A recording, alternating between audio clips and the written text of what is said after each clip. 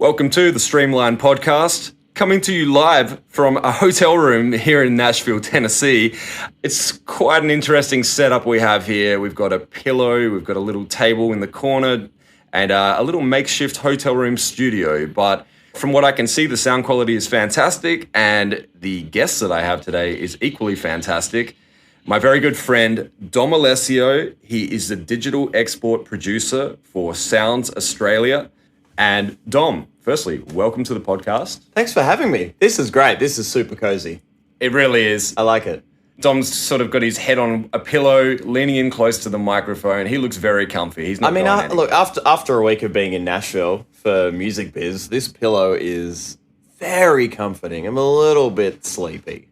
But I think that means that, that this week has been productive, right? Like, if I was here and being like, I'm super fresh, you'd be like, well, you haven't really made the most of this conference. Yeah, you haven't left your hotel room yet. Yeah. You won't be feeling super fresh after you've spoken to 100 people in 4 hours. Yeah, exactly. Yeah, no, it's been a lot of fun here. I mean, what brought you here this time? Tell us a little about your work with Sounds Australia, and then we'll get into your backstory as well after that. Yeah, so Sounds Australia is, we would be called a music export office. So not every country has their own music export office, but Australia is lucky enough to be funded to have one. So we're a government-funded organisation by different various bodies of the federal and state governments of Australia and the states.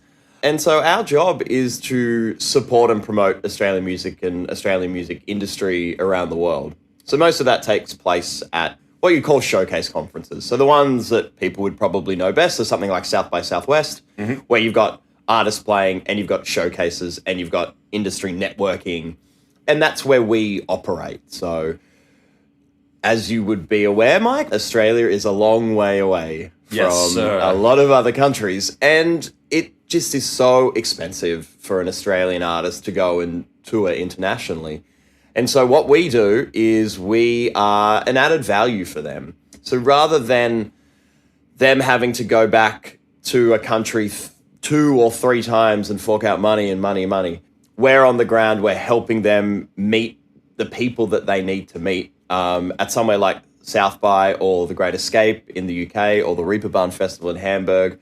We're putting on our own showcases of Australian music. So giving them additional opportunities to play and be seen by the industry. So our focus is not fan facing. Like, our focus aren't fans. Our focus is the industry. We want to be able to help artists get booking agents, get record deals, get management if they want, basically anything that they want. We are the conduit, or I like to say we're the cupids. We put 2 people together and then they go off and do their thing. Nice, very nice. When I heard that you got this job, I mean, obviously I knew you before this, or knew of you. We've only really sort of gotten close in these last few years because we've been meeting up at all these conferences.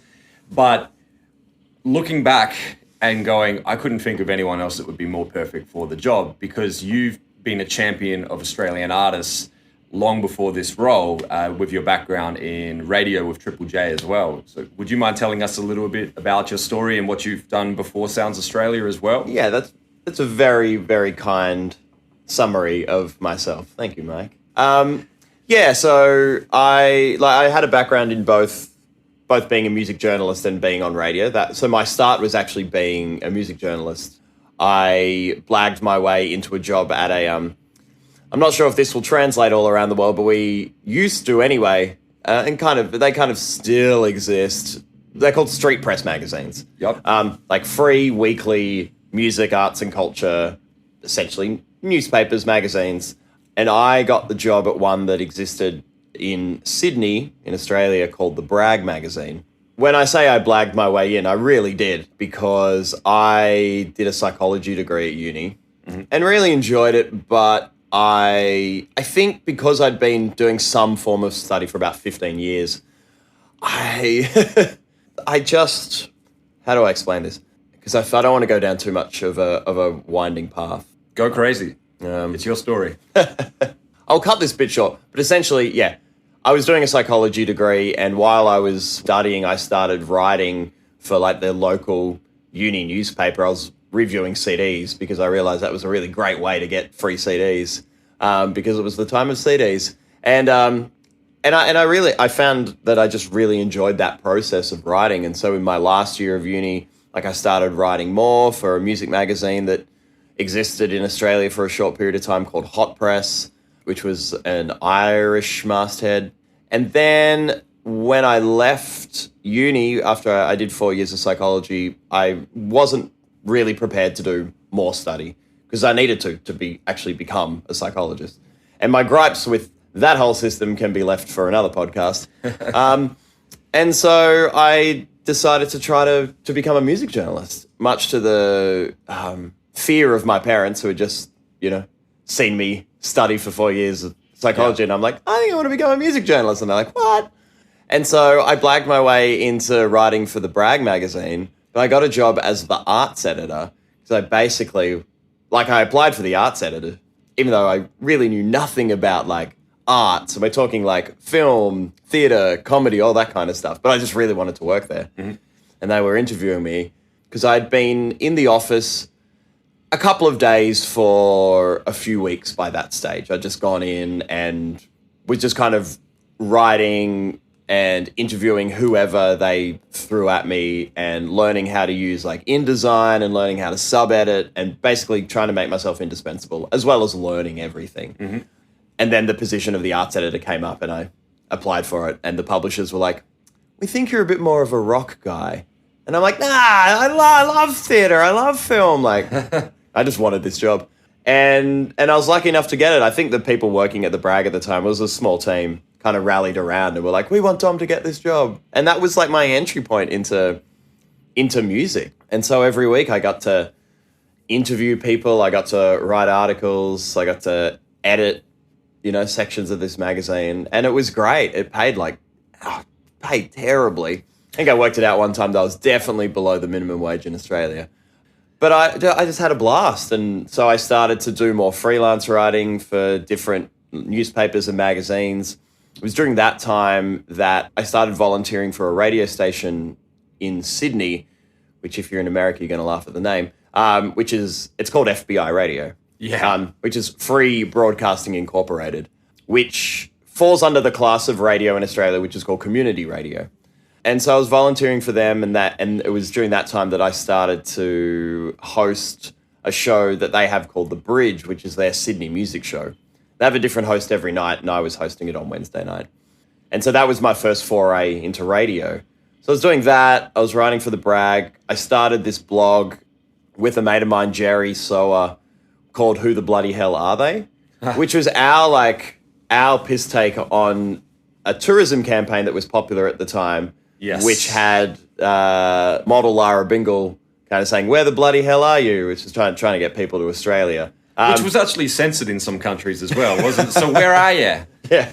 And interestingly enough, that tourism campaign was headed up by the man who is, at this point anyway, the Prime Minister of Australia. But that's beside the point. Yeah, so we started this blog called Who the Bloody Hell Are They? Because music blogs were the thing at the time in 2007. Because we looked and there were just no blogs that were all about Australian music. And we had this idea that we wanted to create something that wherever country you were in the world, you could check out this website and see and hear about the bands that we were checking out on a Tuesday night at the Hopetoun Hotel, which was a tiny venue around the corner from where we lived. So I was doing all that stuff. And then, in the middle of 2008, Triple J put the call out and they were looking for music bloggers. And I was I have a blog, I write, I do some radio. I'm probably looking for a job that pays better than the minimum wage and maybe I can move out of my apartment where the fly screens just randomly fall off the windows, fall down 3 stories. So I applied for it. I applied for it without knowing what the job was because they never said what the job was. And I went through this lengthy process. And it wasn't until kind of towards the end that they revealed that it was to host the Australian music show on Triple J, which is called Home and Hosed. And they selected me along with someone else, Steph Hughes. So we were hosting that show. We each hosted it 2 nights a week. Mm-hmm. And we did that for 2 years before Steph got an offer to drum with an artist on an international tour. And she was like, I think I'm going to take that. And so it was left to me, and then I was the sole host of that show for the next 6 years. And I had an incredible privilege to host a national radio show, particularly at that time. Now looking back, I started at 2009. I was there till to the end of 2017, and to see the growth of Australian music, both at home and internationally, and the artists that came through at that time was incredible. And there's a number of factors, which I'm sure we'll talk about in this podcast, but I just think back to, 2009, getting so many CDs, to the end where it was definitely more digital. It was definitely a lot of uploads to a program that Triple J run called Triple J Unearthed. It was an amazing time. And now at Sounds Australia. Very cool. And so now, you continue to champion Australian music, but not just within Australia. I mean, obviously, you could argue you can listen to Triple J anywhere online in the world, for anyone that wants to check that out, of course. But you're now out literally going, doing the traveling, meeting the people, shaking hands, kissing babies, introducing them to these amazing Australian artists. And you're not just working with one or two artists. How many artists would you say that you represent through your work with Sounds Australia, if that's the correct word? Yeah, well, we represent the Australian music scene and the music industry wherever we go. Mm-hmm. Ambassadors the artists are the ambassadors. The way we operate is like I was mentioning before, our work takes place at conferences, the showcase conferences, because we're a tiny team. There's only 4 of us. We don't have a huge budget. It's just the best bang for our buck. That's how we decided on that model, that we would work at showcase conferences, because we can showcase artists. We can develop opportunities for Australian industry to network with international industry. We can do that there. But when you see, artists, when you see the list of Australian artists playing at the Reeperbahn Festival or at Music Matters or at South by Southwest, we don't have a hand in the selection of any of that. Mm-hmm. So we keep purposefully at arm's distance from the selection process. And that was an idea that Millie Milgate, who started Sounds Australia a decade ago, she made that call from the start. For 2 reasons. One, we are not experts in what music is going to work in international markets. That's why these conferences have their own bookers. Yep. They know that. I'm pretty confident I could tell you what could work in Australia. I couldn't tell you what's going to work in Germany. No. So why not trust the experts? And then secondly, it allows us to basically play Switzerland. We don't want to be beholden to any stakeholders, and we want the artists to be chosen for these festivals on merit rather than do the pushing, kind of want the pulling. And I think that has worked incredibly well. And it means that the artists who are showcasing at these conferences are there because they deserve to be there. Yeah, 100%. And so when we go and work at these conferences, we're helping all of them out. That's really awesome. And it must be extremely rewarding to see that happen as well. Just to see these artists get this opportunity on an international stage on their own merits as well. Obviously they've got a support network in place, but like you said, if the booker actually chooses the artist themselves and books them, then that artist got in on their own merits. There was no additional influence or anything like that. I think that's really cool to hear that that's the way that you guys do it. Yeah, and you have a real sense of, it feels dumb, but you have it anyway. A real sense of patriotic pride when you see these artists performing in countries, sometimes the first time they've been there, and there's a crowd there to check them out, and they're stoked, and you're stoked, and the crowd's excited to see them. Like, it's such a wonderful moment, having spent 8 years in a radio station. Having spent 8 years in a little radio studio, 9 o'clock at night for 4 nights a week, kind of tucked away. It's nice to now be able to be out there and seeing artists on international stages play in front of people from all different countries and just be smashing it. Yeah, definitely. Speaking of that, I know obviously we're in Nashville, right? Well, of course we're in Nashville right now. I hope we are. This isn't the last stop for you. You're not going back to Australia from here. Where are you heading next? No, I got to get on a plane in a couple of hours, and I'm off to the Great Escape Festival in Brighton in the UK. So that started today. So we're hosting a couple of showcases at the Great Escape. One has just happened. It's called Sound. So we have different names for some of our showcases. So the one that happened today is called Sound Gallery, which was at Comedia in Brighton. Tomorrow, I'll get there in time for at the Great Escape and at South by Southwest and at the Reaper Bum Festival, we put on these networking lunches where the industry get to meet international music industry. So be there for that tomorrow. And then Saturday, we are putting on, I guess, we call it our flagship showcase. It's not really any different to something like Sound Gallery. It just has a different name. It's called the Aussie Barbecue. Yep. Such a cool name. And that's going to be happening on Brighton Beach on the Saturday. Then on Sunday, we take the Aussie Barbecue to London. Slightly different lineup. It just really depends which artists were available to play in London on the Sunday. And then I'm in London till next Thursday, and then I fly home. Very cool. And then you're not home for long. I'm home for 2 weeks, and then I go to Cannes for Meedem, which is a conference in France. Yep. Then to New York, and then a little holiday in LA on the way home. I love the way you travel the world and then take a little holiday in the middle as well. Because, yes, you're going to all these fantastic locations, but you have to be on. I mean, I feel bad. You're obviously losing your voice now at the end of this week, and that's expected. But it's true. You're out there. You're having these amazing experiences, but you're still working. So I'm glad to hear that you're actually going to give yourself a few days off just to put on your tourist hat and get out there and take some selfies and go to the beach and eat some good food and just enjoy yourself, your own time for a few days. Well, basically. Look, truth be told, I have had a lot of friends who have moved to LA in the past 12 months, family too, and they would murder me if I didn't actually stop in and see them. So, yeah, exactly. But it also breaks up that long flight from New York, so that's nice. Yeah. But that is, it's such an incredible privilege to be able to go around the world.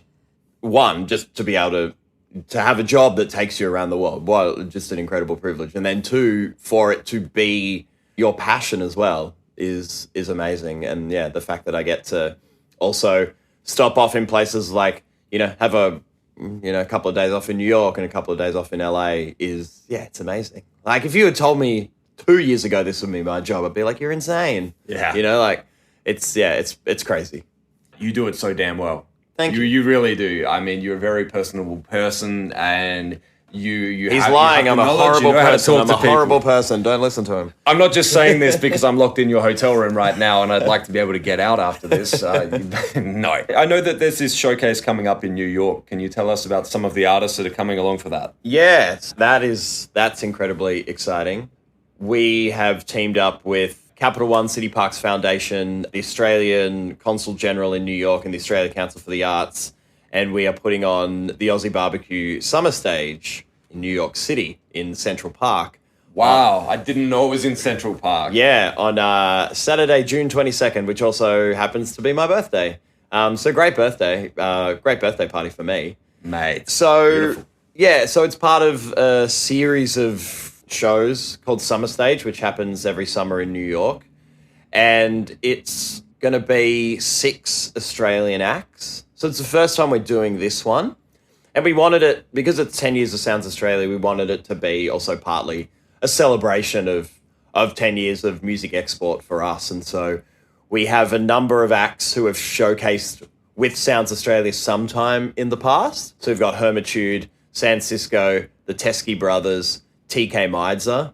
We wanted to offer the opportunity to one of the artists who were showcasing at South by Southwest this year to have an opportunity to come back to the States and play again really soon after South by Southwest. So we reached out to a number of American music industry and we said, that would be room service.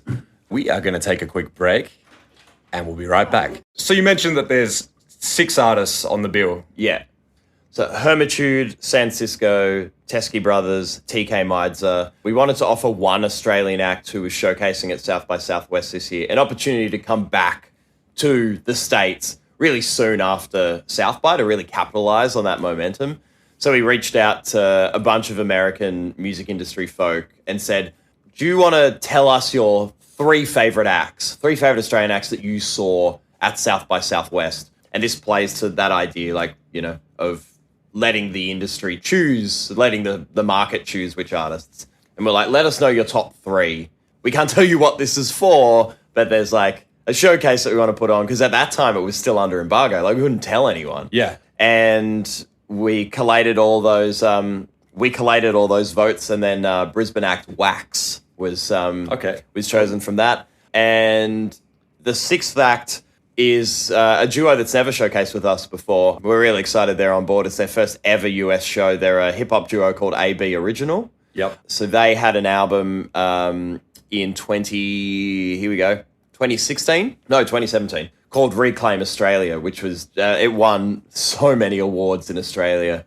So both Briggs and Trials had their own careers, came together as AB Original, both Aboriginal Australians, and their music deals a lot and addresses a lot of the inequalities and inequities that can face Aboriginal and Aboriginal and Torres Strait Islander peoples in Australia. And it's, the record just bangs. Like, it's such a hard-hitting record. And it's so cool that they're coming on the bill as well. So that's our 6. And so it's going to be a free show in New York on the Arvo of June 22nd. I think, it kicks off at 2. The sets are short and sharp. Like all our showcases, we wanted this to be really no different to what we do at any other conference around the world. We wanted it to be, these short, sharp sets, all killer, no filler, and a representation of Australian music. What excites me the most about this lineup is that it's so diverse, and it takes in so many. These artists are from all across Australia. Yeah. So it's a great representation of what's happening at the moment. And it just happens to be for your birthday. It also happens to be for my birthday, In Central Park with a bunch of fellow Australians having a barbie. There may not actually be a barbecue. No. I think I should temper expectations now. If anyone's headed to New York City in June and is planning on crashing Dom's party or attending the Aussie barbecue, come along. There may not be a barbecue. May not be a barbecue, but there'll be a lot of great music, and it's free. So yes, yeah, definitely come on down. You know what? We should actually give it more of a plug than just say it's happening in June in Central Park, because Central Park is big enough in itself. Can we be more? Is there some more specifics on where we can find some information about this? Well, so it'll be... So Summer Stage have a stage in Central Park, so that's where it's going to be at. Soundsaustralia.com.au, that's where you can go. That's it. And the .au is, of course, an Australian website, so don't forget the very important .au after the .com there. I think you may actually be able to go to .com and it'll just redirect you. That's smart. That makes a lot of sense. That was a smart decision made a long time before I joined. But kudos to whoever made that decision. Yeah, and it's important to get those domain names before someone else takes it, jacks up the price. Yes. Seen that happen all too often. I know that we're sort of pretty tight on time. Is there anything that you would like to talk about that's coming up that you're excited about? I mean, apart from the fact that you're off to Cairns, you're off to London, you're off to New York, you're listening to all this amazing music and seeing all these artists showcased around the world. Is there anything else coming up in Dom Alessio's world that you would like to tell us about? No, not really. I mean, it's all exciting. Like, everything that we do is exciting. I'm excited because there feels like there's a growing appetite for Australian music internationally, and I feel like a lot of that growth has been driven by streaming services and the way that we consume music now, and that people all around the world are getting exposed to all different kinds of music. And I'm sure people are listening to a lot of Australian music completely unaware that the artist is from Australia. Sure. Like the amount of conversations I have with people where I'm like, yeah, Sia is Australian. And they're like, Sia is from Australia? I'm like, yeah, she is. Tame Impala? Tame Impala is from Australia? I'm like, Tame Impala is from Australia. And so that's great. Like that is so exciting. So I'm really interested to see as those streaming models mature, how far Australian music will start to spread. We're looking at Asia, we're looking at China, we're looking at South Korea, India, we're looking at South America. Sounds Australia have done a few things in South America over the last few years, and that's been really positive, and there seems to be a real affinity for Australian music in some South American countries, which is exciting. And where Australian music used to be predominantly in the kind of, let's say, like, Western markets, like your UK, America, some countries in Europe, like it's it's now, because of streaming, being able to grow and find fan bases in a lot of other countries. And so that's going to be really exciting. Hopefully that starts to see some kind of cross-cultural collaboration as well. Like, I'd love to see more Australian artists collaborating with people from, maybe Japan, maybe, Brazil. And how's that going to affect the music? How's that going to influence and change and morph the sounds that are popular? Australian music still has a lot of guitar bands, which are quite different to other parts of the world. Mm-hmm. And I think that's our point of difference, whether you have Julia Jacklin, whether you've got Gang of Youths, whether you've got Stella Donnelly, Hatchie, Teskey Brothers, whoever, still guitars at the front, which is exciting. Obviously, Australia does electronic music incredibly well. Yeah. With Flume and Rufus Du Sol and Alice in Wonderland, leading the charge. And then, there's some huge songwriters in the States, which people may not be aware of, who are behind the scenes, where, Sarah Aarons, Alex Hope, Sia as well. Like that, what cross-cultural collaborations are gonna morph some of those sounds.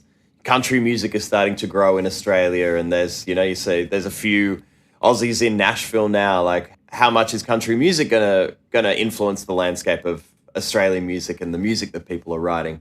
And as more influences come in from all over the world, as streaming services start to plug into and I keep going back to it, but the repertoire in India and China, and that gets fed into those algorithms, and then people are starting to hear music from different cultures that they've never heard before and start getting influenced by that, and maybe they sample that and remix that, and then it all gets put into this big musical jumbo and stirred around, and the end product is something that is so different and never been heard before. And that's the stuff that really excites me.